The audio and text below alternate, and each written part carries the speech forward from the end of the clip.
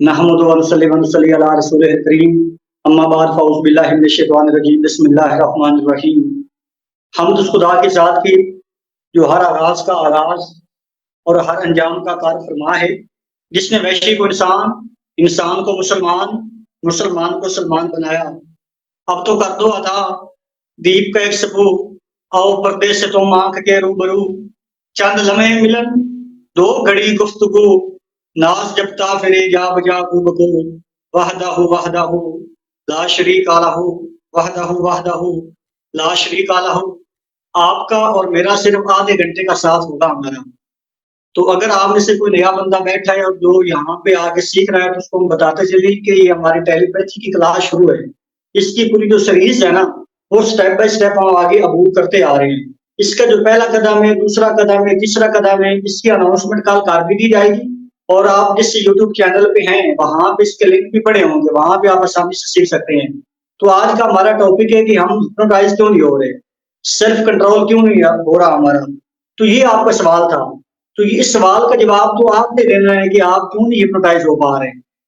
आपका जवाब मैं तो नहीं ना दे सकता, इसका बेहतर जवाब तो आप दे सकते हैं, लेकिन आपका जवाब मैं यहाँ पे नहीं लूंगा। आपको मैं ये आपके लिए सवाल छोड़ के जा रहा हूँ कि आप अपने आप से पूछिएगा कि आप हिप्नोटाइज क्यों नहीं हो रहे, ऐसी क्या रीजन है, ऐसी क्या वजह है कि आप क्यों नहीं हिप्नोटाइज हो पा रहे। लेकिन चंद जो चीजें हैं ना, वो मैं आपको यहाँ पर समझाऊंगा। हमारे कोर्स की कोई फीस नहीं है, ये उन लोगों के लिए जो संजीदा लोग हैं और खुदा के रजा के लिए हम समझा रहे हैं। और एक मोहतरम ने मैसेज किया है कि कोर्स की फीस क्या है, तो फीस नहीं है। और अलबत्ता इसके लिए थोड़ी सी संजीदगी से आप लोगों ने मुजाहरा करना है। और यहाँ पर कोई कॉपी पेस्ट बात नहीं है और यहाँ पर कोई किताबी बात नहीं है। ये हमारी प्रैक्टिकल जिंदगी के तजुर्बात हैं जो यहाँ पर हम शेयर कर रहे हैं। बाकायदा एक हमने ऑब्जर्वेशन की है, उस पर अमल किया है, उससे रिजल्ट हासिल किया है, वो आगे शेयर किया है, फिर लोगों ने उससे रिजल्ट हासिल किए हैं। तो इसी तरीके ये हमारी प्रैक्टिकल लाइफ के तजुर्बात चल रहे हैं, तो आप आसानी से सीख सकते हैं। तो आज का हमारा टॉपिक है कि आप हिप्नोटाइज क्यों नहीं हो रहे। इसका सवाल आप लोगों ने अपने आप से पूछना है कि आप हिप्नोटाइज क्यों नहीं हो रहे, क्योंकि मेरे सवालों का, मेरी कमजोरियां, जो कमजोरियां है ना, उसका मैं बेहतर जानता हूँ। और आपकी जो कमजोरियां हैं, आपका जो प्रॉब्लम है, वो आप बेहतर जानते हैं। अपने आप से ना आप रात को ये सवाल पूछिएगा। लेकिन चंद चीजें मैंने आपसे शेयर करनी है। आपका और मेरा साथ सिर्फ आधे घंटे का होगा। इसी लिंक में हमने हमारा जो है ना सेशन कंप्लीट कर देना है। बस आपकी तवज्जो चाहिए मुझे। एक है फोकस।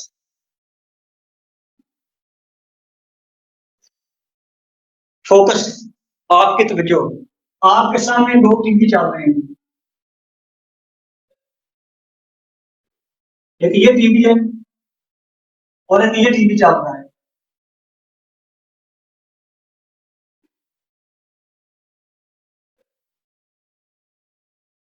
अच्छा, मैं आप लोगों को बताता हूँ कि आप लोगों ने ए टीवी को देखना है। आपकी तवज्जो इधर होनी चाहिए। ए टीवी को देखना है आप लोगों ने। तो जब आप ए टीवी को देखोगे, तो बी पे जो प्रोग्राम चल रहा है, क्या आपको दिखाई देगा? नहीं देगा। अब मैं आपको कहता हूँ कि आप लोगों ने बी टीवी को देखना है। जब आपका फोकस, आपकी तवज्जो बी टीवी पे होगी, तो ए टीवी पे जो प्रोग्राम चल रहा है वो आपको दिखाई नहीं देगा। मतलब अगर आपकी बी पे तवज्जो होती है तो ये नहीं देख सकते, अगर इस पे तवज्जो हो तो ये नहीं देख सकते। बिल्कुल इसी तरह हर इंसान की जिंदगी में जो काम कर रहा होता है, ये जो काम करने का इरादा करता है, ये जिस टारगेट पे बढ़ रहा होता है। चले टेलीपैथी की बात कर रहे हैं या हम अपनी मेडिटेशन की बात कर रहे हैं कि मेडिटेशन में हम हिप्नोटाइज क्यों नहीं हो रहे। उसके बाद ये है कि जिस पे इंसान की तवज्जो होती है ना, वो चीज उसको दिखाई दे रही होती है। कुछ लोग सिर्फ और सिर्फ हाल पे तवज्जो रखते हैं और कुछ लोग मसले पे तवज्जो रखते हैं। जो लोग सिर्फ हल पे तवज्जो रखते हैं वो मसले को हल कर लेते हैं, और जो लोग मसले पे तवज्जो रखते हैं वो मसले में अटके रहते हैं, वो मसले को हल नहीं करते। अब मेरा आपसे सवाल है कि आपकी तवज्जो कहाँ पे है? आपकी तवज्जो हल पे है या आपकी तवज्जो मसले पे है? आप अपने आप से सवाल पूछो कि आपकी तवज्जो कहाँ पे है, हल पे होती है या मसले पे होती है? हमारी जिंदगी में कोई चैलेंज आता है, कोई परेशानी आती है, कोई टारगेट आता है फैमिली की वजह से या हमारे स्टाफ की वजह से या हमारे कुलीग की वजह से, या हम जब मेडिटेशन करते हैं, जब थेरेपी करते हैं, तो थेरेपी करने के दौरान जो हमें मसला आ रहा होता है, तो हमारी सारा फोकस मसले पे होता है या उस मसले को हल करने भी होता है। हमारी सारी तो जो मसले पे होती है। जब आप मसले को देखोगे तो मसले ही दिखाई देंगे ना, और जब हल को देखोगे तो हल दिखाई देगा। तो कहाँ देखते हो आप लोग? मसले को देखते हो कि हल को देखते हो? अगर तो आपकी तवज्जो मसले पे है तो मसले ही आपकी नजर में आएंगे। अगर आपकी तवज्जो हल पे है तो आपकी नजर में हल आएगा। अब कुछ लोग ऐसे हैं जो बड़े कंफ्यूज होते हैं, बड़े परेशान होते हैं, ट्रैफिक कर रहे होते हैं, उनको रिजल्ट नहीं आ रहा होता। जैसे ही उनको रिजल्ट नहीं आता, वो बड़ा परेशान हो जाते हैं, मुझे कॉल करके, सर सर क्या हुआ जी? थेरेपी की है जी, मेरी टांगे सुन्न हो गई हैं सर सर। तो मैंने कहा कितनी बार थेरेपी की है? कहते हैं बस एक ही बार थेरेपी की है तो टांगे सुन्न हो गई है। मैंने कहा दोबारा की है? कहते हैं टांगे सुन्न हो गई हैं, दोबारा क्या करें? अब क्योंकि उनका तवज्जो कहाँ पे थी? उनकी तवज्जो थी ही मसले पे। और जिसने पहली बार मोबाइल बनाया था, तो क्या पहली बार मोबाइल बना लिया था? जिसने टीवी बनाया था, जिसने बल्ब बनाया था, जिसने कोई कपड़ा बनाया था, आप लोगों ने जिंदगी में जो पहला काम किया था, तो पहली बार काम कर लिया था? नहीं ना, प्रैक्टिस की थी आप लोगों ने। आप लोगों की जिंदगी में जो मसले आते गए, मसलों को हटाते गए और आगे बढ़ते गए। हमारा प्रॉब्लम, हमारा अलमिया ये है कि हमारी तवज्जो हल पे नहीं होती, हमारी तवज्जो मसले पे होती। अगर आप मसले में, अगर तो आप मसले में पड़े हुए हो तो आपको हल दिखाई नहीं देता। मिसाल के तौर पे ये टीवी है, इस टीवी को आपने ऑन किया, इस टीवी पे कोई सैड सॉन्ग लगा हुआ है, आपने इसकी फ्रिक्वेंसी चेंज की, आपने 92 पॉइंट जो फ्रिक्वेंसी है उसका सेट किया, गाना चल गया, नसीब साले लिखे रब ने कच्ची पेंसिल ना। सत्यानाश हो ऐसे शहरों का भी जिन्होंने अल्लाह पे ब्लेम लगाया कि अल्लाह ने कच्ची पेंसिल से हमारे नसीब लिखे, इन लोगों ने बेड़ा खड़ा करके रख दिया। सजना मैं गमा दे असाब विच रहिंदा हां, इसे लिए डुबिया शराब विच रहिंदा हां। उधर तेरी तेरी डोली उठेगी, इधर मेरा जनाजा उठेगा। तो बात करने का मकसद है, फर्ज कभी जिस पे कोई गलत सॉन्ग लगा हुआ था, कोई दुखी सॉन्ग लगा हुआ था, तो आपको ये पसंद नहीं आया। आपने क्या किया कि आपने टीवी की फ्रिक्वेंसी बदली, 93 की बजाय आपने 95 दबाया। 95 पे कोई मोटिवेशन सॉन्ग लगा हुआ है, शाम सवेरे हुण मौजां ही मौजां, शाम सवेरे हुण मौजां ही मौजां। इसमें बड़ा मोटिवेशनल, बड़ा इंस्पिरेशन सॉन्ग लगा हुआ है, आपको ये पसंद आया है। अब देखो, आपने टीवी की फ्रिक्वेंसी बदली है तो आपके सामने वो सॉन्ग आया जो बड़ा मोटिवेशन वाला था, जिसने आपको जज्बा दिया, जिसने आपको जगाया, जिसने आपको कुछ नहीं है कि वो जो बुरा सॉन्ग था, जो नेगेटिव सॉन्ग था, वो वहां पे रिसर्च नहीं कर रहा। अब वो बुरा सॉन्ग, वो नेगेटिव सॉन्ग, वो दुखी सॉन्ग भी वहां पे मौजूद है, और जो मोटिवेशनल सॉन्ग है वो भी वहां पे मौजूद है। अब आपने टीवी की फ्रिक्वेंसी को बदला, आपने वो वाला सॉन्ग लगाया जो आपको पसंद था, वो वाला सॉन्ग बंद हो गया या हट गया या आपकी नजरों से उजल हो गया जो आपको पसंद नहीं था। बिल्कुल इसी तरह आपकी जिंदगी में मसला भी होता है, आपकी जिंदगी में हल भी होता है। हल भी उसी जगह पे होता है, मसला भी उसी जगह पे होता है। अब जब आप फोकस करोगे हल पे तो हल निकलेगा, जब आप फोकस करोगे मसले पे तो मसला आएगा। अपने फोकस को बदलने की जरूरत है। अगर थेरेपी में आपको टेंशन आ रही है या कोई प्रॉब्लम आ रहा है या कोई मसला आ रहा है, या आप अपने आप को हिप्नोटाइज नहीं कर पा रहे, या आप अपने आप को आसानी से हिप्नोटाइज नहीं कर रहे, तो कोई प्रॉब्लम नहीं है। आप दोबारा प्रैक्टिस करो, दोबारा प्रैक्टिस करो, दोबारा प्रैक्टिस करो, मसले में ना उलझ के रह रहे हो। मसला आ गया तो मसला तो है ना, हम तो देख ही नहीं रहे। एक कमरे के अंदर हो, बड़ी गर्मी है, गर्मी में देख ही नहीं रहा। मैं तो आपसे बात कर रहा हूँ, मसले भी वहां पे होते हैं, हल भी वहां पे होती है। हमारा मसला क्या है, या हमने क्या करना है कि हमने अपने दिमाग को किस जगह पे लगाना है, ये हमारा काम। हल भी है, मसले भी, हमारा फोकस काम पे है। नंबर वन, आप अपने फोकस को बदलो, अपनी तरजीहात को बदलो, अपने प्रायोरिटीज को बदलो। आप मसले देखने की बजाय मसलों के हल पे फोकस करें। नंबर दो, दूसरी प्रॉब्लम क्या आती है, आपके मकासद। टेलीपैथी सीखने के पीछे आपका मकसद क्या है, आपका काज क्या है, आपका ड्रीम क्या है। अगर आपका मकसद बड़ा है, मिसाल के तौर पे आपका मकसद ये है,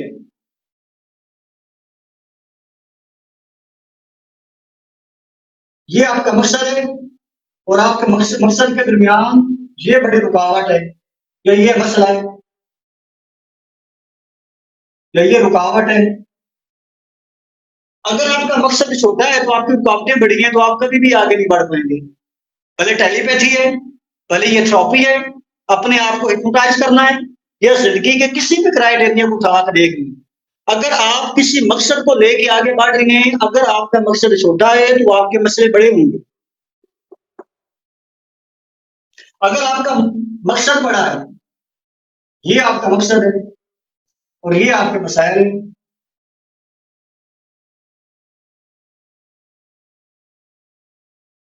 जब आपका मकसद बड़ा होगा आपका मसला छोटा हो जाएगा। जब आपका मकसद छोटा है तो आपका मसला बड़ा है। ये डिपेंड करता है कि आपका मकासद क्या है। Is that clear? मेरी बात को फॉलो करेंगे आप लोग?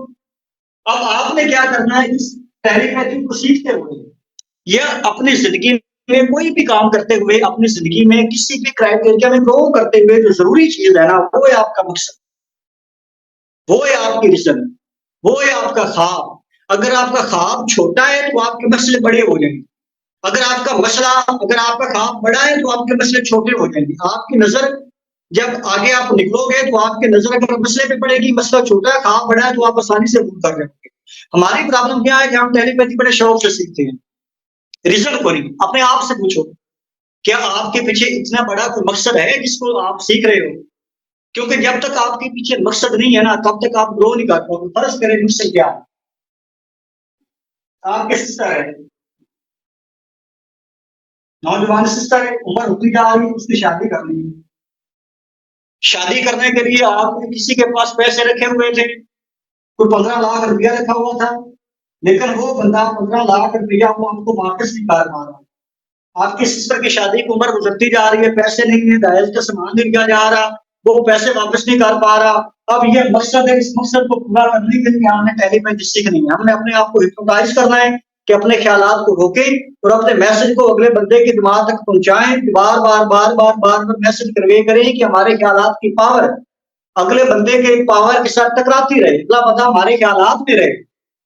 जब आपका मकसद बड़ा है तो आपका ये हिप्नोटाइज खुद को करना बड़ा छोटा हो जाएगा, ये छोटा लगेगा आपको।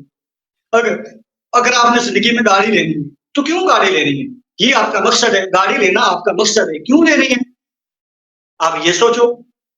क्योंकि आपके मकसद में आगे बढ़ने के लिए जो पुशअप चीज करती है वो आपकी काज है, आपकी वजह है, आपकी वाय है।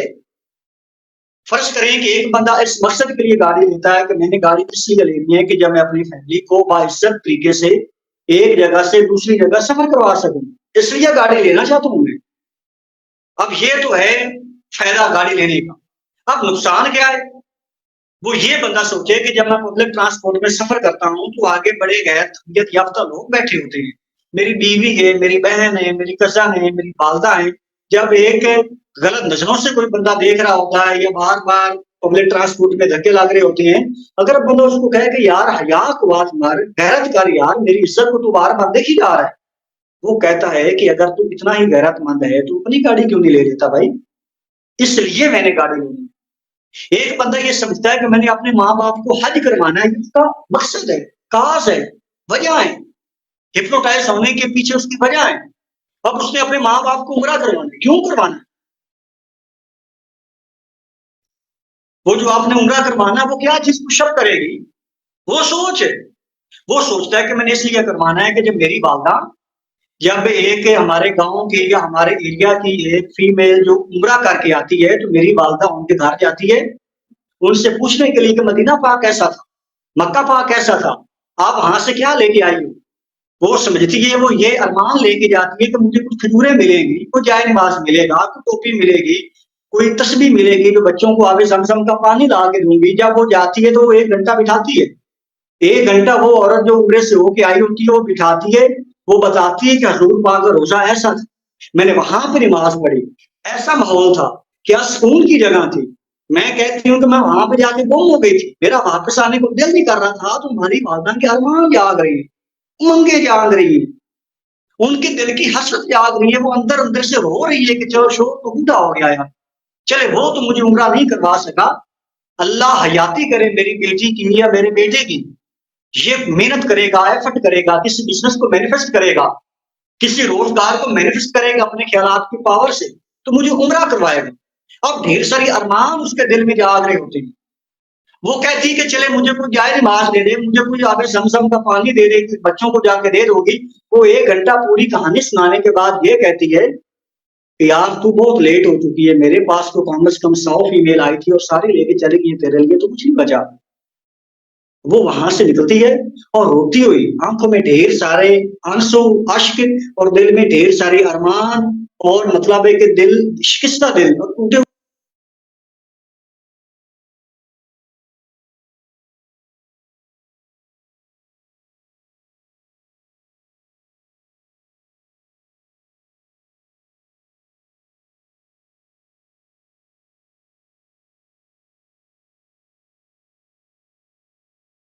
क्या इस बंदे की जिंदगी के पीछे ये काश है वो कर लेता है यार। लोग तो इससे बड़ी बड़ी जंग लड़ रहे थे, लोग तो बड़ी बड़ी जंग, बड़े बड़े तूफानों का मुकाबला कर लेते हैं जब उनके पीछे वजह जागती है, जब रिजन होती है। मैं आपको एक और मिसाल देता हूँ। अगर आपको कहा जाए एक रेसलर है जिसका नाम है अंडरटेकर।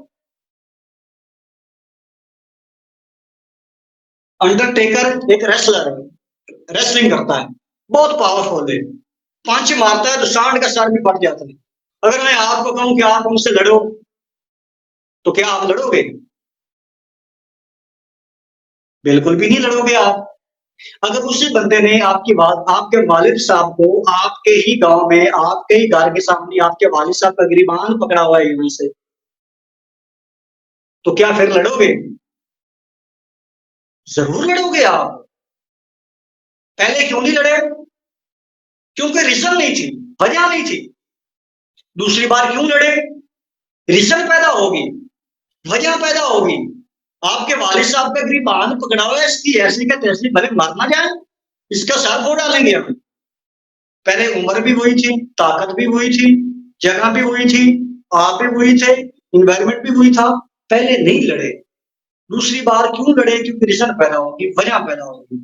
ताकत आप में नहीं है, ताकत आपके रीजन में, आपके काज में है, आपकी वजह में है। अगर आपका मकसद, अगर आपका ख्वाब, अगर आपका ड्रीम, अगर आपकी वजह, अगर आपकी वाय बड़ी है ना, तो बच्चे तो छोटे छोटे लगेंगे आप। वो बंदा जिंदगी में हारता है, वो बंदा जिंदगी में आगे नहीं बढ़ पाता, वो बंदा जिंदगी में तरक्की नहीं कर पाता जिसका मकसद छोटा होता है लेकिन मसाइल बड़े होते हैं। ख्वाब को बढ़ाओ। अगर इस फील्ड में आगे बढ़ना है ना, आप शौक से फील्ड में आगे नहीं बढ़ सकते। आप वजह होनी चाहिए आपके पीछे, आग लगा देने वाली ख्वाहिशात, मतलब डिजायर होनी चाहिए आपके पीछे, तब आप जाके आगे बढ़ोगे। जिंदगी में कोई भी इंसान जिसने तरक्की की है, कोई भी इंसान जो कामयाब हुआ है, बड़े इंसान को उठा के देख लें, कैरी आजम मोहम्मद अली जिन्ना को उठा के देख लिया, अलामा इकबाल को उठा के देख लें, बड़े इंसान थे, बड़े ज़हन के मालिक थे। वो क्यों आगे बढ़े? क्योंकि उनके पीछे रीजन थी, वजह थी, काश था, मकसद था। मकसद की वजह से आगे बढ़ रहे थे।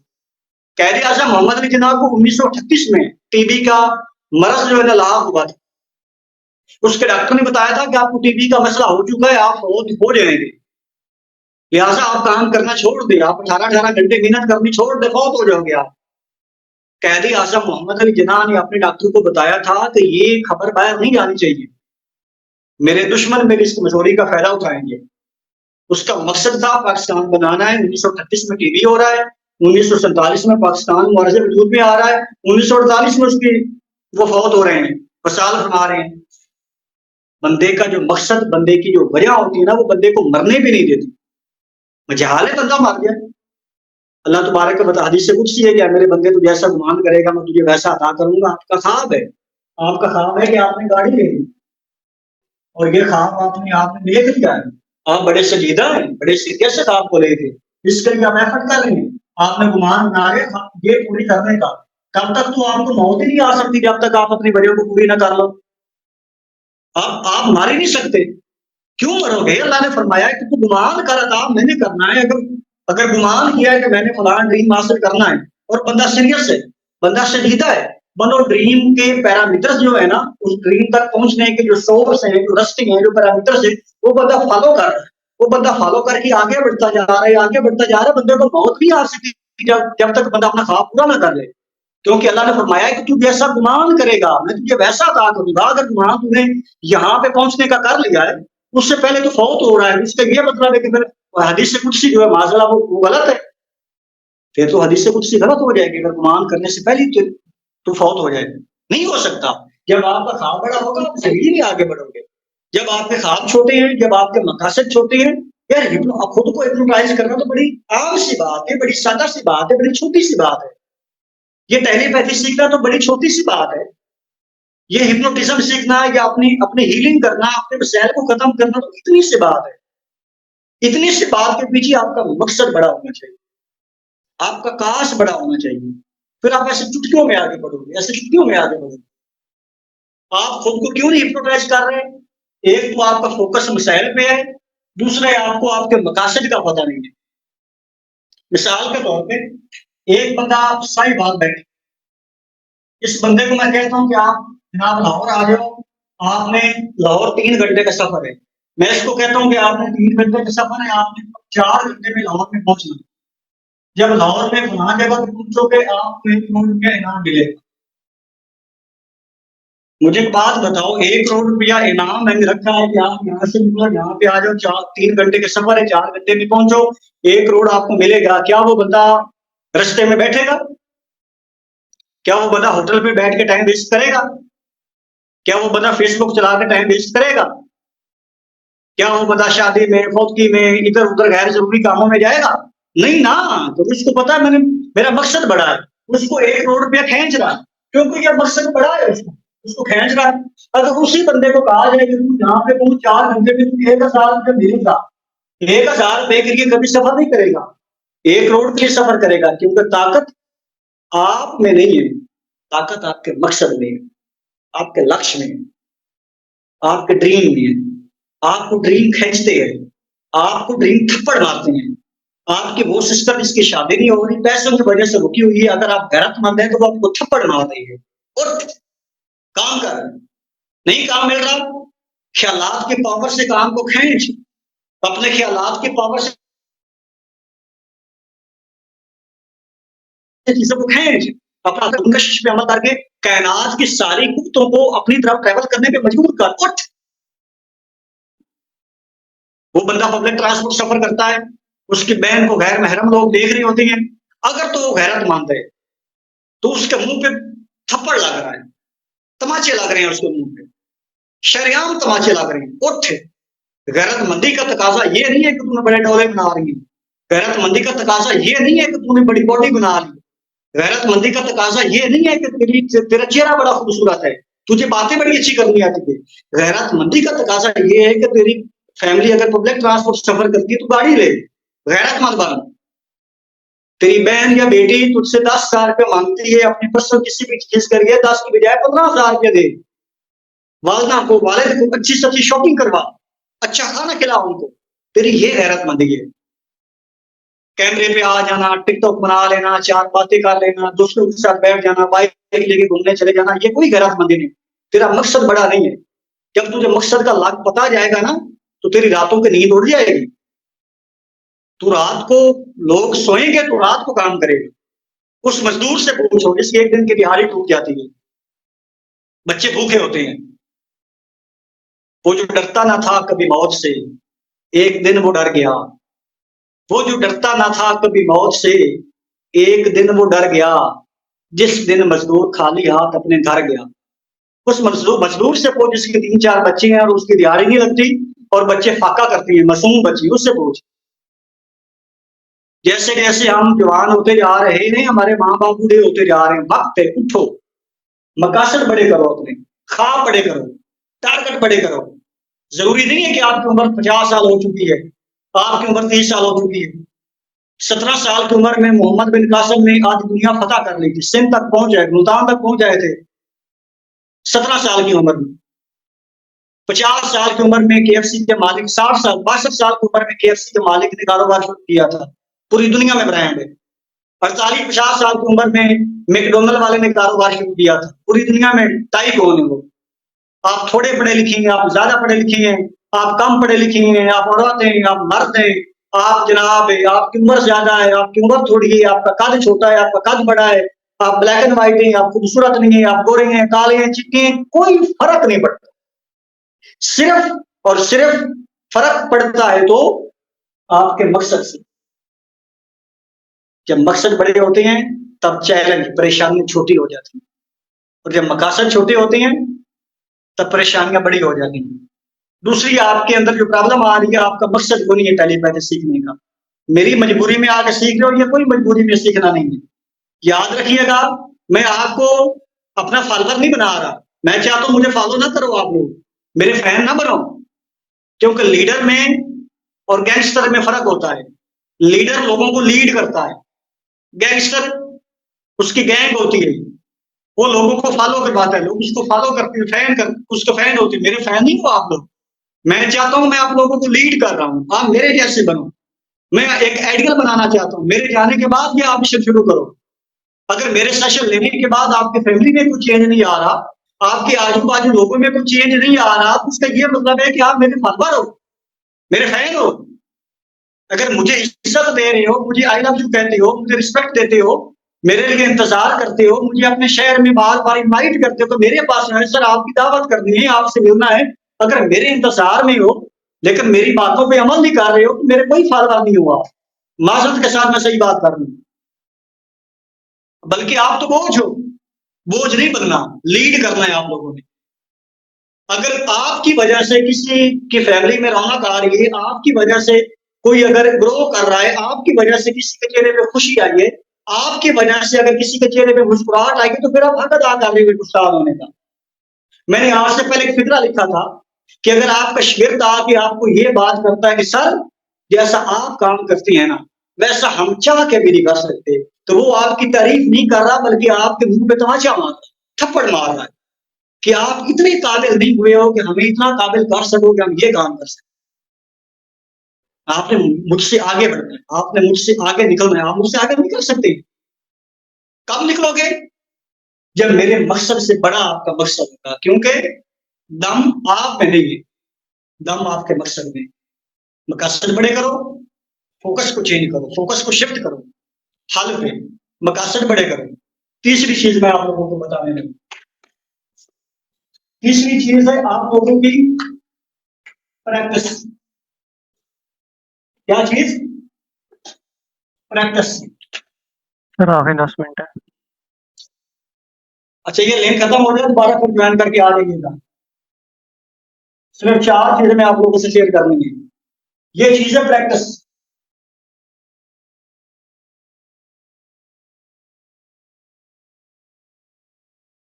Practice, practice, practice, practice, practice.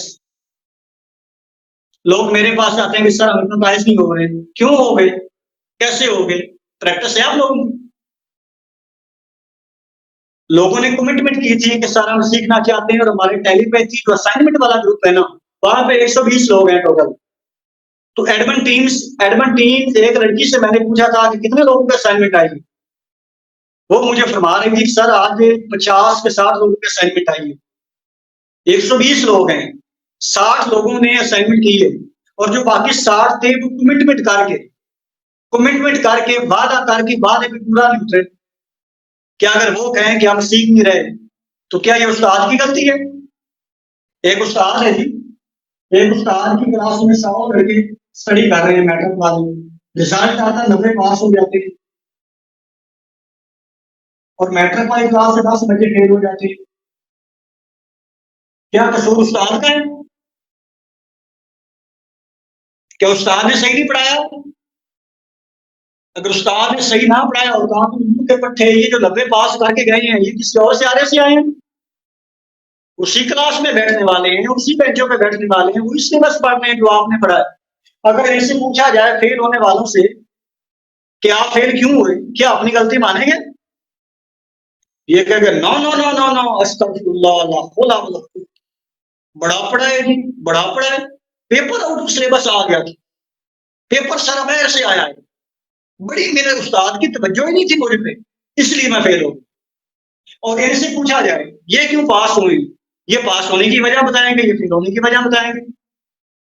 इसी तरीके आप असाइनमेंट ग्रुप के अंदर 120 बंदे हैं जो सीख रहे हैं, 60 लोगों की असाइनमेंट आई, 60 लोगों की असाइनमेंट नहीं आ सकी। जिनकी असाइनमेंट नहीं आई, क्या वो सीख रहे हैं? अगर उनसे कोई पूछेगा 2 महीने बाद, 3 महीने बाद, क्या भी बताओ आपने क्या सीखा, वो बताएंगे नासिर साहब की क्लास हमने भी ली थी। कोई हाल नहीं है, हम भी क्लास लेते रहे, हम भी थेरापियां करते रहे, वो कभी भी गलती नहीं मानेंगे। और मैं नहीं चाहता कि आप उन लोगों में से हो। नहीं सीख रहे, प्रैक्टिस नहीं कर रहे। फर्ज करें कि 100 बंदा है, 100 लोगों को आधे घंटे की थेरापी दी गई, आप लोगों को याद होगा कि सुबह दोपहर शाम 3 टाइम आधे घंटे की थेरापी करनी है, जो आपके ख्यालात को आपके शिकंजे में करेगी, जो आपको यकसोई में लेके जाएगी, जो आपको हिप्नोटाइज करेगी, जो आपको आपके ख्यालात को काबू करके आपको हिप्नोटाइज करके वहां पे लेके जाएगी जहां पर मैं लेके जाना चाहता हूँ। और वो 100 लोगों को फर्ज करें 100 लोग थेरापी कर रहे हैं, तो ये कम से कम अगर थेरापी करें तो ये 300 मिनट बनते हैं, 3000 मिनट बनते हैं। अगर ये सुबह कर रहे हैं तो 3000 मिनट, अगर ये शाम को कर रहे हैं तो 3000 मिनट, ये बनकर 6000 मिनट। 6000 मिनट थेरापी होनी चाहिए। 6000 मिनट की अगर एक 100 बंदा भी ईमानदारी से थेरापी करते हैं, 60 का तकसीम कर दो तो 1 घंटे में 60 मिनट होती है, ये बनकर 100 घंटा डेली की थेरापी होनी चाहिए। मतलब थेरापी वाली जो वीडियो आप लोगों को दी गई है कि इसको आपने थेरापी करनी सुबह शाम 2 टाइम, 3 टाइम ना करो, 2 टाइम करो। 2 टाइम अगर थेरापी करोगे तो अगर 100 बंदा थेरापी करे ना तो एक दिन का 100 घंटा बनता है। 100 घंटा, 100 घंटा मतलब वाच टाइम होता है एक दिन का। लेकिन आज मैं चेक कर रहा था कि बिल्कुल जो 5 लोग है ना, 5 बंदे थेरापी करते हैं 30 मिनट सुबह, ये 150 मिनट बन जाता है, और 30 मिनट शाम करते हैं, ये 300 मिनट बन जाता है।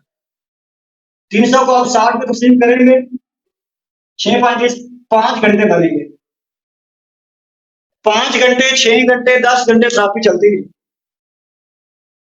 5 घंटे थेरापी चल रही है, इसका ये मतलब हुआ कि सिर्फ 5 लोग पूरी ईमानदारी से थेरापी कर रहे हैं, जिनको थेरापी दी हुई है पूरी ईमानदारी से 5 लोग थेरापी कर रहे हैं, और उन्हीं 5 को ही रिजल्ट मिल रहे हैं। तो उन्हीं 5 ने आके मुझे शिकवा नहीं किया। वो मेरी नजर में कौन कौन है, क्योंकि उस्ताद जो मशक देता है, जो बंदा मशक पे अमल कर रहा होता है, फिर वो उस्ताद को कॉल करता है, तो बंदे के जुमलों के पीछे छुपी हुई वाइब्स, उनके पीछे छुपी हुई वजह, उनके पीछे छुपी हुई रीजन, उनकी उनकी एनर्जी वो फ्लो कर रही होती है, उस्ताद कैच कर रहा होता है, उस्ताद एनर्जी को रिसीव कर रहा होता है, एनर्जी रिसीव हो रही होती है।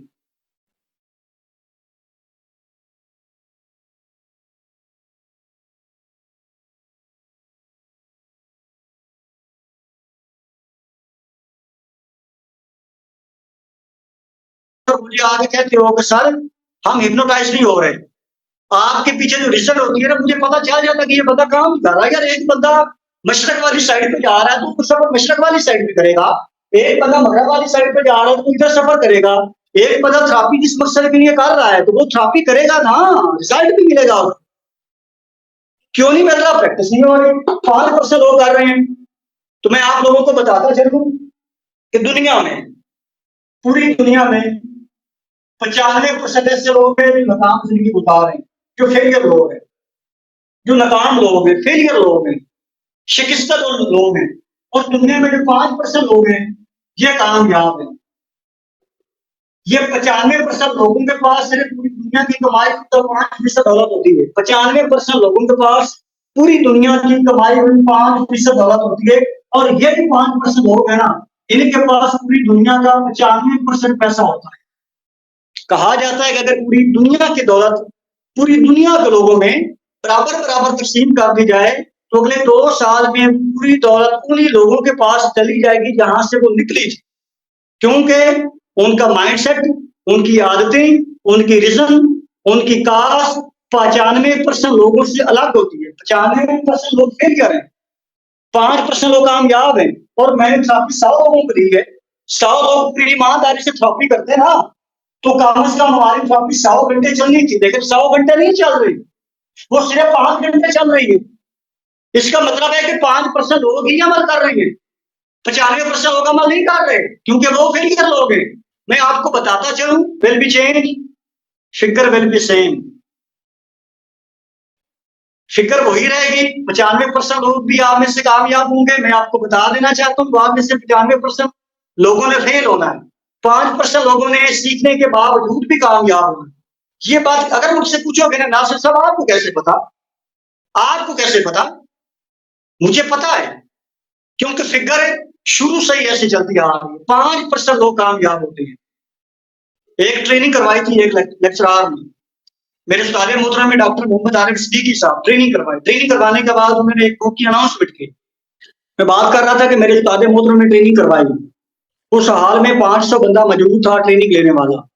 उस्ताद मोहतरम ने बुक की अनाउंसमेंट की, उनकी एक बुक थी, बड़ी शानदार बुक थी, अनाउंसमेंट की, और बुक अगले ठीक 10 मिनट के अंदर अंदर वो बुक मैंने खरीद ली थी। और मेरे साथ मैक्सिमम 10 या 15 लोग होंगे, या 20-25 लोगों ने बुक नहीं खरीदी थी, बाकी लोगों ने बुक खरीदी थी।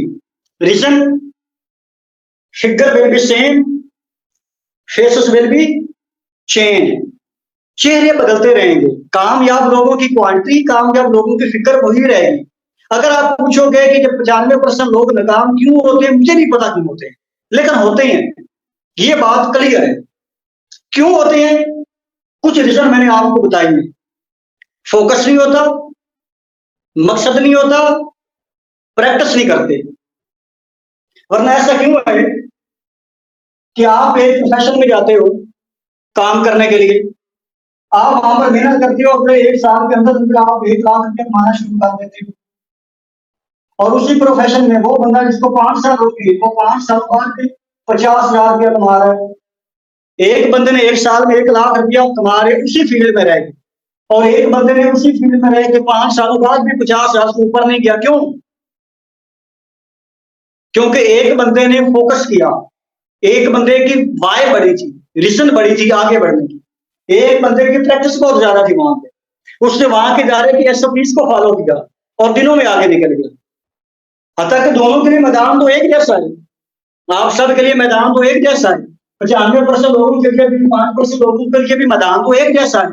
फिर क्यों 5% लोग आगे बढ़ रहे हैं, 95% क्यों नाकाम हो रहे हैं? नाकाम लोगों से नाकामी की रीजन अगर पूछोगे तो पहली रीजन ये आएगी, पेन ऑफ डिसिप्लिन। वो पेन ऑफ डिसिप्लिन का मुशायरा नहीं करेंगे, वो पेन ऑफ रिगार्ड में जाएगी। आपने ऐसे कई लोग देखे होंगे कि शुरू में बड़े अच्छे होते हैं, काम कर रहे होते हैं, 4 पैसे आ जाते हैं, उनकी तुम बदल जाती है। आपने अच्छे स्टूडेंट देखे होंगे जो किसी भी क्लास में अच्छी स्टडी कर रहे हैं, लेकिन स्टडी करते करते करते करते फिर जाकर रुक जाते हैं, और उसके जो बाद में आने वाले वो आगे ग्रो कर जाते हैं। प्रैक्टिस, जब आप प्रैक्टिस करोगे आपसे गलती होगी, जब प्रैक्टिस करोगे आपसे गलती होगी, जब प्रैक्टिस करोगे आपसे गलती होगी।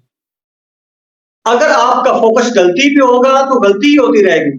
अगर फोकस आपका डाइवर्ट हो गए, अगर वो फोकस आप करोगे हल पे, तो मसले का आपको हल मिलेगा। अगली बात ये है कि कुछ लोग जो हैं जो हिप्नोटाइज नहीं होते। नंबर 1, आप में से जो पढ़ा लिखा बंदा है, एजुकेटेड बंदा है,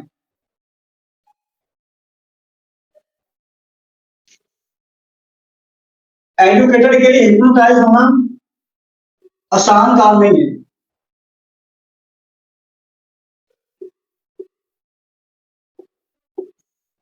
इसके लिए हिप्नोटाइज होना आसान काम नहीं, क्योंकि ये पढ़ा लिखा बंदा है, ये जीनियस बंदा है, ये बड़ा ज़हीन है, ये इंटेलिजेंट है। कहते हैं कि बेवकूफ में और इंटेलिजेंट में कोई फर्क नहीं होता, क्योंकि ये दोनों किसी की नहीं सुनते, ये अपने दिमाग से चला रहे होती हैं। ऐसा क्यों है, ऐसा क्यों है, ऐसा क्यों है, अच्छा ऐसा हो जाए तो फिर कैसा होगा? सर नासिर साहब आप नहीं, अगर हम ऐसा करें तो फिर ठीक नहीं है। सर कहते कि नहीं बेटा ऐसा करना है, वो कहते कि चलो ऐसा भी कर लेंगे, लेकिन अगर ये ऐसा हो गया तो मजा ना आ जाए। क्योंकि ये बड़े जीनियस होते हैं, बड़े इंटेलिजेंट होते हैं। ये अपने शऊर से काम ले रहे थे। असल में इनकी प्रॉब्लम है इनका कॉन्शियस माइंड। हिप्नोटाइज होने के लिए आपके कॉन्शियस माइंड को तो सुलाना पड़ता है। अभी मैं आपको ट्रेनिंग करवा रहा हूँ, ये कॉन्शियस माइंड से ट्रेनिंग करवा रहा हूँ। ये जो ट्रेनिंग चल रही है कॉन्शियस माइंड से मैं बड़ा प्रोएक्टिव हूँ। अगर यहाँ पे कोई मुझे खतरे की घंटी बजती है तो मुझे फौरी पता चल जाएगा, क्योंकि मेरी छठी की छठी सेंस जो है ना वो सारी काम कर रही है, एक्टिव है हर जगह पे। आपकी तरफ फोकस है, लोगों की तरफ फोकस है, ट्रेनिंग की तरफ फोकस है, जो जुमले मैं बोल रहा हूँ मेरे जुमलों की तरफ फोकस है, मेरा हर जगह पे फोकस है। रीजन क्योंकि मैं एक्टिव होकर काम कर रहा हूँ, मैं अपने कॉन्शियस माइंड से काम कर रहा हूँ। ये लोग बड़े कॉन्शियस होते हैं और हिप्नोटाइज होने के लिए कॉन्शियस को ही तो सुलाना पड़ता है। सब कॉन्शियस तब जाकर सही होती है जब कॉन्शियस हो जाता है हमारा। जब हम डीप स्लीप में जाते हैं या जब हम पुष्पूर्ण होते हैं तो कॉन्शियस की स्पीड स्लो हो जाती है। अगली बात, उन लोगों के लिए हिप्नोटाइज होना थोड़ा सा मुश्किल है, मतलब आसान काम नहीं है उन लोगों के लिए हिप्नोटाइज होना जिन लोगों ने जिंदगी में बड़े दुख देखे हैं।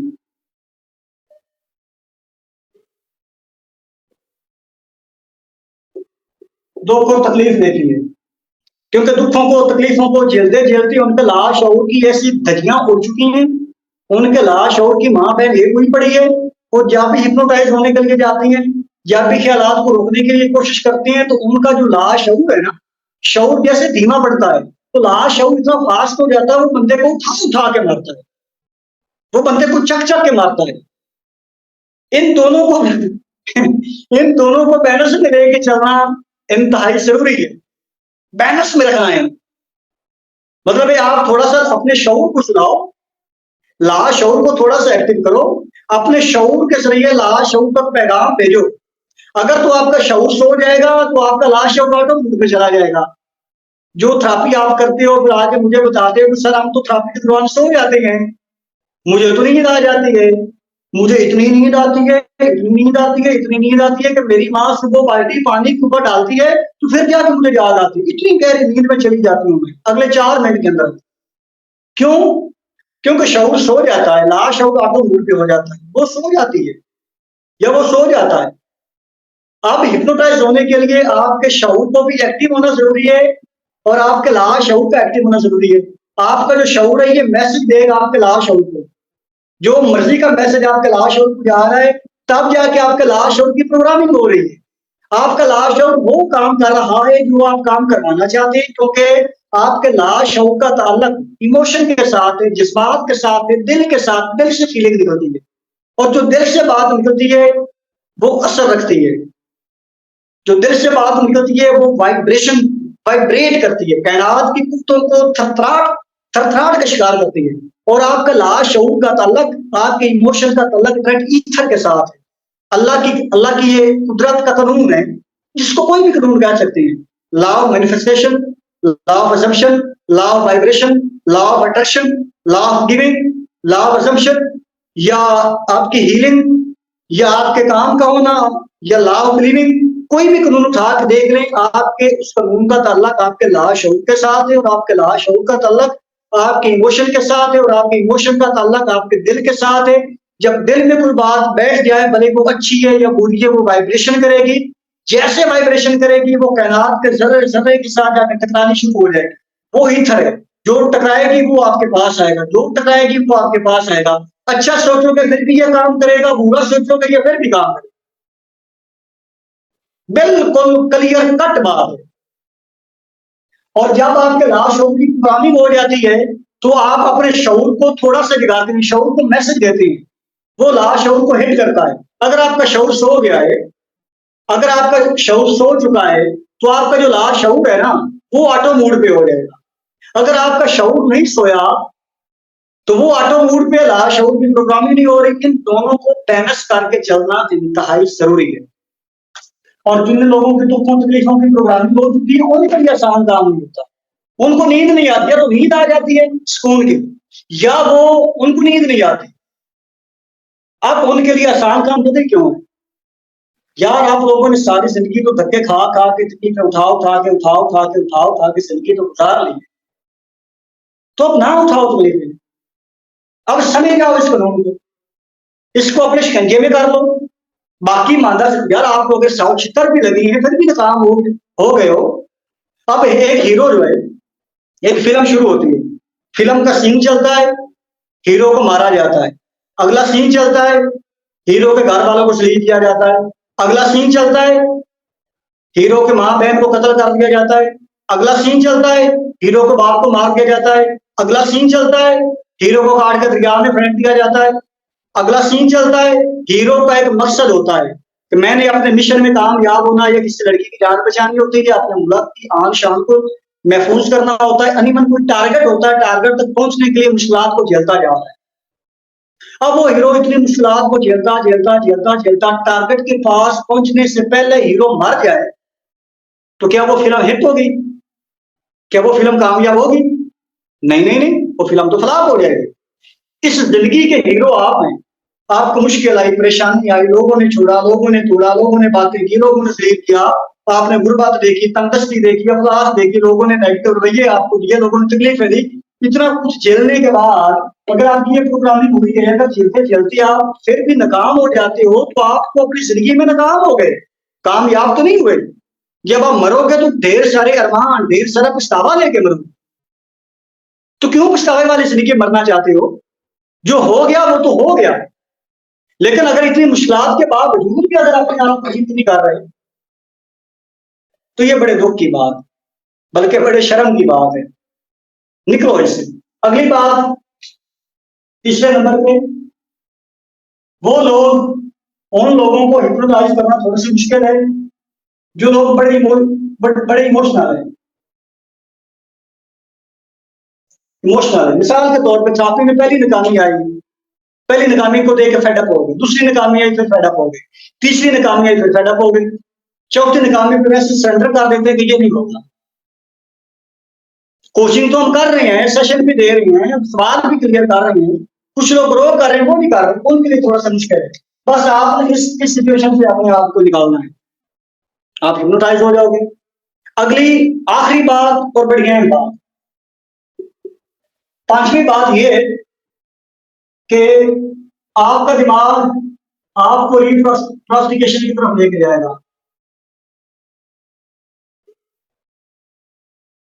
रिफ्रस्ट्रेशन, खैर इस पर ट्रेनिंग तो मैंने अलग करनी थी, लेकिन ये आपको यहाँ पर बताना जरूरी है। रिफ्रस्ट्रेशन एक ऐसा आपके दिमाग का एक आपके ऊपर हमला होता है, आप और आपके टारगेट के दरमियान रिफ्रस्ट्रेशन का एक हमला होता है, इसको कहते हैं बहाने देना। आपका जो दिमाग है ना, ये हमेशा कंफर्ट जोन में रहना चाहता है। आपका दिमाग कंफर्ट जोन में अपने आप को महफूज रखता है। अगर आप यहां पे हो, यहां से आप लौट के यहां पे आना, तो जब आप यहां से निकल के जीरो लेवल से निकल के आप अगर 50 लेवल पे पहुंचोगे तो ये आपको सफर तय करना होगा। और ये सफर मेडिटेशन के दौरान, हीलिंग के दौरान, ये आपका दिमाग का सफर होगा। और जब दिमाग पे बोझ डलेगा, जब आपको जोर लगाना पड़ेगा, तो आपका दिमाग आपको रिफ्रस्ट्रेशन में लेके चला जाएगा। वो कहेगा छोड़ यार, दफा कर यार। ये कुछ स्टूडेंट होते हैं जो नहीं पढ़ते, किताब खोलते हैं उनको नींद आ जाती है, किताब खोलते हैं उनको नींद आ जाती है। या ऐसी लड़कियां आके मुझे कहती हैं कि सर नमाज पढ़ने को दिल नहीं करता, क्योंकि जब नमाज पढ़ने के लिए दिमाग अगले लेवल पे जाता है तो दिमाग की एक हालत है जिसको प्रोस्टिकेशन कहा जाता है, वो उसको कंफर्ट जोन में रखना चाहती है। जब कंफर्ट जोन को तोड़ोगे तो दिमाग का जोर लगेगा, दिमाग जोर नहीं लगाना चाहता। इस लेवल को छोड़ के इस लेवल पे पहुंचना है तो आपको जोर लगेगा। जैसे जोर लगा के ऊपर जाना चाहोगे, आपका दिमाग आपको प्रोस्टिकेशन वाली हालत में लेके चला जाएगा कि छोड़ जाओ। किसी लड़की ने कपड़े धोने हैं, वो काम को टाल मटोल करती है। किसी लड़की ने घर में झाड़ू लगाना है, वो टाल मटोल करती है। किसी हमारे मेंबर ने असाइनमेंट तैयार कर दिया, वो टाल मटोल से काम लेता है। कोई बंदा मुझे आके कहता है कि सर इस हफ्ते में असाइनमेंट तैयार नहीं कर सका क्योंकि मैं बिजी था, मैं बहुत बिजी था। बिजी बिजी, भाई इतना बड़ा इल्म छोड़ के आप कहाँ बिजी हैं? अगर ये इल्म आप सीख लेती हैं तो कायनात की सारी ताकतें आपके ऐसे मुट्ठी में आ जाएंगी, आप ताकतों को पकड़ लोगे गिरबान से, कुछ भी कर सकते हो। कहां पे बिजी हो आप? हमारी ट्रैफिक, हमारी जो ट्रेनिंग होती है ना, वो कम से कम 40 मिनट से लेके 50 मिनट की बुनियाद होती है। और हमारे पास असाइनमेंट जमा करवाने के लिए 1 हफ्ता होता है। अब 24 घंटे एक दिन में है, 24 को जनाब 7 के साथ मल्टीप्लाई करोगे, 14, 28, लगभग 1428 घंटे हमारे पास टाइम है। मतलब क्या हुआ कि इस ट्रेनिंग के बाद आपके पास 1428 मिनट होंगे और 1428 मिनट में से आपने 50 मिनट ट्रेनिंग का निकालना है। अगर 1428 मिनट से 50 मिनट भी अपनी तरबियत का, अपनी ट्रेनिंग का, अपनी प्रैक्टिस का आप नहीं निकाल पा रहे, कहां पे बिजी? जो लोग मुझे आगे कहते हैं ना कि सर जी मैं असाइनमेंट नहीं जमा करवा सका क्योंकि मैं बिजी था, बड़े शर्म की बात है उनके, लम्हा फिक्रिया है। फिर 1428 मिनट आप कहां पे जाया कर रहे? 50 मिनट अपनी साथ को नहीं दे सके।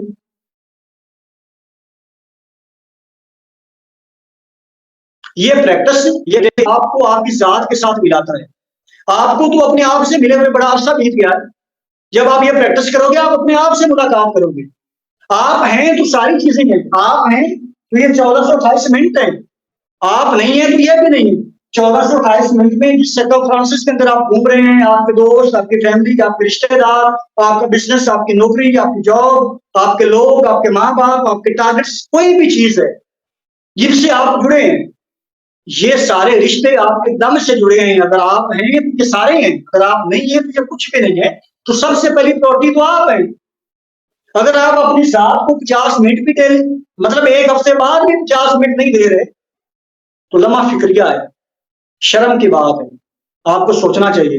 मैं आपको अपनी बात बताता चलूं कि मैं यहाँ पे था पहले लेवल में, यहाँ पर मैं 30,000 रुपए मेरी इनकम थी महीने की, 1 महीने में 30 कमाता था। मैंने कहा कि मुझे इससे ज्यादा कमाने, मैंने अगले लेवल पे जाना। मैं यहाँ पर पहुंचा 50,000 में, लेकिन यहाँ से पहुंचने के लिए यहाँ तक मुझे प्रोस्टिकेशन वाले मरहल से गुजरना पड़ा। मेरे दिमाग में बड़े बहाने दिए कि मलक साहब छोड़ यार, किन कामों को पड़ा हुआ है यार? चंगा भला तू आधी रात को बैठ के फिल्म देख लेता, चंगा भला किसी से गपशप लगा लेता, तो किस काम को पड़ा हुआ है? तू प्रोजेक्ट पे काम कर रहा है, तू बिजनेस को डेवलप करने की कोशिश कर रहा है, दफा कर यार। मुझे फौरी पता चल गया कि मेरा दिमाग मुझे आगे बढ़ने से रोक रहा है। तेरी ऐसी के तैसी, तू मुझे बहाना दे रहा है। आज के बाद अगर आप किसी बड़े मकाम पे पहुंचना चाहो, अगर छोटे मकाम से बड़े मकाम पे जाओ, जब आपका दिमाग आपको रिप्रोस्टिकेशन वाले अमल में लेके जाए ना, दबका मारो, और तेरी ऐसी के तैसी, और तेरी ऐसी के तैसी। जब दबका मारोगे, जैसे वो पुलिस वाले नहीं आते, वो पंजाब पुलिस आती है तो मशीन से लोग उधर दबका मारते, फड़ लो फड़ लो फड़ लो, अब भी घर में फड़ लो। वो दबका मारते तो बंदे का जो शऊर है वो सो जाता है, बंदा बुसला जाता है, बंदा नर्वस हो जाता है। बंदे की सीटी गुम होने का मतलब ये है कि शऊर तो काम करना छोड़ देता है, और ये रिप्रोस्टिकेशन वाला अमल आपका शऊर दे रहा है। जैसे अगर आप जिंदगी में तरक्की करना चाहते हो, आपको पता वो काम आपके फायदे के लिए, लेकिन आपका दिल नहीं कर रहा, आपका दिल नहीं कर रहा काम करने को, आपका दिल नहीं कर रहा मेडिटेशन करने को, आपका दिल नहीं कर रहा आगे बढ़ने को, तो समझ जाओ कि आपका दिमाग आपको पीछे धकेल रहा है, धक्का दे रहा है, दबका मारो, और तेरी जैसी के तैसी, और खुश होकर आगे बढ़ो। तब ज्यादा काम करो, तब ज्यादा काम करो, तब ज्यादा काम करो।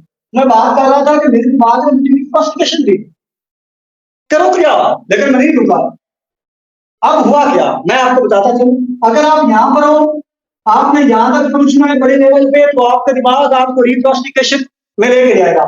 जब आप 1 महीने का 50,000 रुपये कमाना शुरू कर दोगे, तो फिर आपका दिमाग आपको रिप्रोस्टिकेशन में लेके चले जाएगा, वहां तक वो आपको कह बैठ जा, अब सुकून कर ले, अब सुकून कर। क्योंकि आपका दिमाग अल्लाह तबारक व तआला ने इंसानी ये मिजाज इस तरह डिजाइन किया है कि इंसान की तबीयत में आराम रख दिया। हर बंदे का दिल करता है आराम करने को, काम करने को किसी का दिल नहीं करता। जब आराम करने को दिल करता है तो यहाँ पर जाके कंफर्ट जोन पे हो जाता है। इसका दिल नहीं कर रहा होता किसी बड़े टारगेट को अचीव करने को, क्योंकि बड़े टारगेट तक पहुंचने के लिए इसका जोर लगेगा। जब आप यहाँ पर आराम करोगे, आपका ऊपर जाने को दिल नहीं करेगा।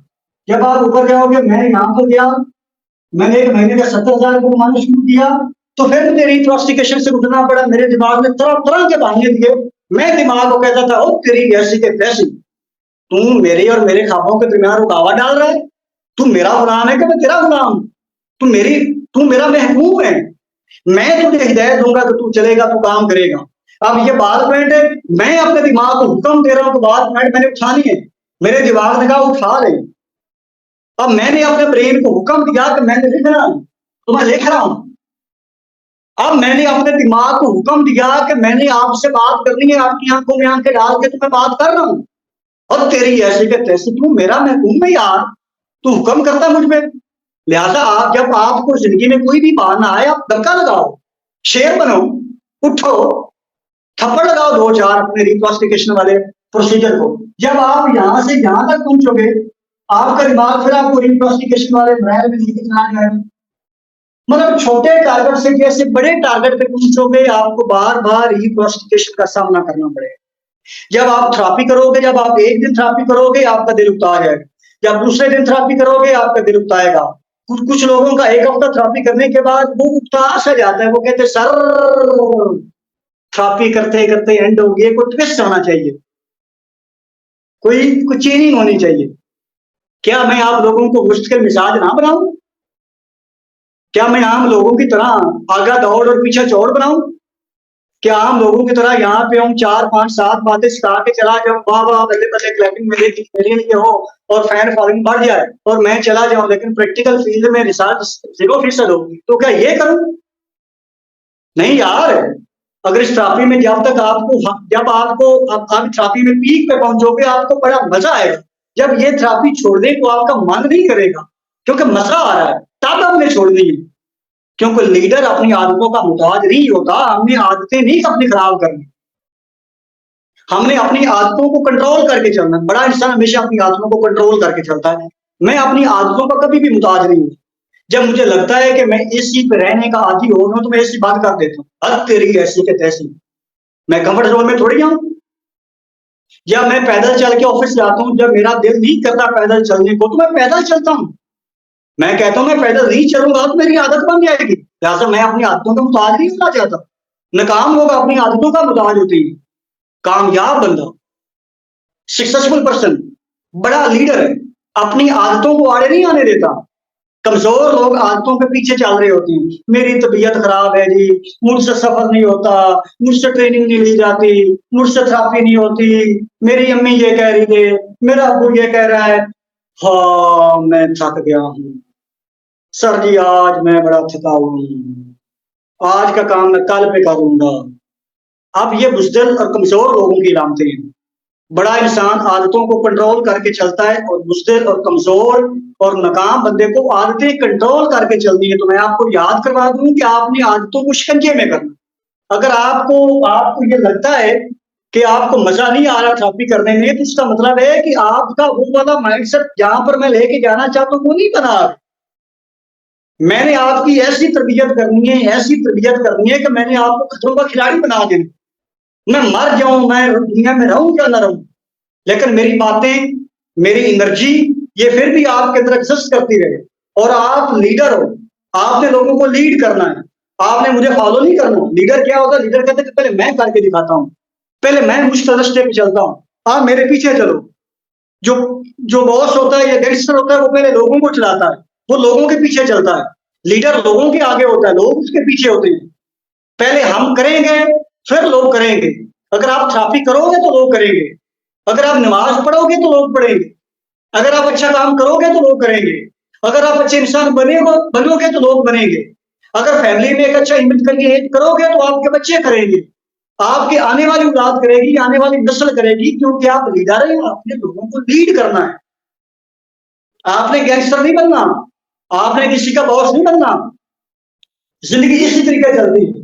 जब भी आप एक टारगेट छोड़ के अगले टारगेट पे जाओगे, आपको रिप्रोस्टिकेशन वाले मराहल का सामना करना पड़ेगा, लेकिन आपने रिप्रोस्टिकेशन के कहा नहीं मानना, इस प्रोसीजर में नहीं आना। करना क्या है? आज के मैंने आप लोगों को चार बातें बताई। नंबर वन, अपना फोकस शिफ्ट करो, फोकस। नंबर टू, फोकस के बाद अगली हमारी आदत कौन सी थी? सर हल के ऊपर फोकस करना है मसले की जगह। इससे अगला कौन प्रोसीजर था? यही बता तो रहा हूँ आपको कि हमने मसले पे एक फोकस नहीं फोकस करना, था, हल की तरफ जाना है।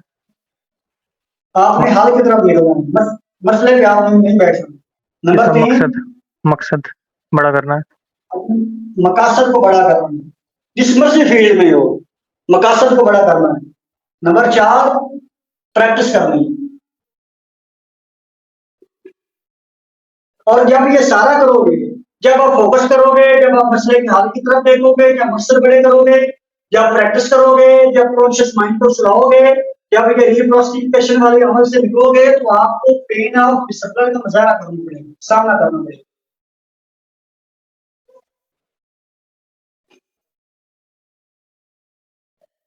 इन सारी चीजों को हैंडल करने के लिए आपको पेन ऑफ डिसिप्लिन का मुजाहरा करना पड़ेगा। अगर पेन ऑफ डिसिप्लिन को फॉलो नहीं करोगे या फेस नहीं करोगे, तो आपको पेन ऑफ रिगार्ड में जाना पड़ेगा। कहते हैं कि pain of discipline in pounds and pain of regard in tons.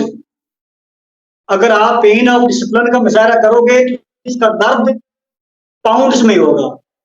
अगर आप ये दर्द बर्दाश्त नहीं करोगे तो इन फ्यूचर जो नाकामी की सूरत में आपको दर्द मिलेगा वो टनों में होगा। तो दुनिया का 95% लोग टनों वाले दर्द में, 5% लोग डिसिप्लिन वाले दर्द में, पाउंड्स वाले दर्द में। तो मैं पूरी दुनिया की बात नहीं कर रहा, मैं कम से कम हर उस बंदे की बात कर रहा हूं जो बंदा इस वक्त मेरे साथ मुखातिब है। मैं हर उस बंदे से मुखातिब हूं जो मेरी क्लास ले रहा है। क्या जहां तक मेरा ये पैगाम पहुंच रहा है, मैं हर उस बंदे से मुखातिब हूं कि हमने पाउंड्स में दर्द को बर्दाश्त करना है, हमने टनों में नहीं जाना। हमने 95% फेलियर लोगों में, नाकाम लोगों में, शिकस्ता दिल लोगों में, जिनकी कोई जिंदगी नहीं होती, जो गुलामी वाली जिंदगी गुजारती हैं, जिनकी कुत्ते वाली जिंदगी होती है, जिनकी बीवी उनका कहना नहीं मानती, जिनकी बहनें उनका कहना नहीं मानती, जिनके माँ बाप उनका कहना नहीं मानते, वो फेलियर बंदा होता है, नाकाम बंदा होता है। मैं ये चाहता हूं कि कम से कम यार, ये जो मुझे सुन रहे हैं, मुझे देख रहे हैं, आपका शुमार उनमें नहीं होना चाहिए। बस ये मेरा आपको मैसेज है। इंशाअल्लाह ताला मिलते रहेंगे। आपने इन्हीं बातों पे अमल करना है, इन्हीं के नोट्स तैयार करने हैं।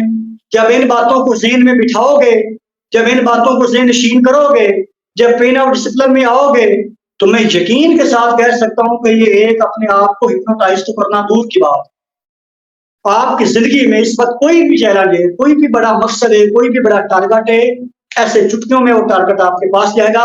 जब ये करोगे तो आपको शुमार दुनिया के 5% लोगों में होगा, और जब 5% लोगों में आपका शुमार होगा, तो उन्हीं के लिए इकबाल ने लिखा था कि खुद ही को कर बुलंद इतना कि हर तकरीर से पहले खुदा बंदे से खुद पूछे, बता तेरी रजा क्या है। खुदा आपकी रजा पूछेगा जब आप 5% लोगों में आओगे। तो बहुत शुक्रिया, आप लोगों ने मुझे सुना, मुझे समझा, इतना टाइम दिया। इंशाअल्लाह ताला मिलते रहेंगे। तो आपसे इजाजत चाहते हैं, पाकिस्तान का जोरदार नारा लगाएं, उसके बाद एंड करते हैं। पाकिस्तान जिंदाबाद। Yeah.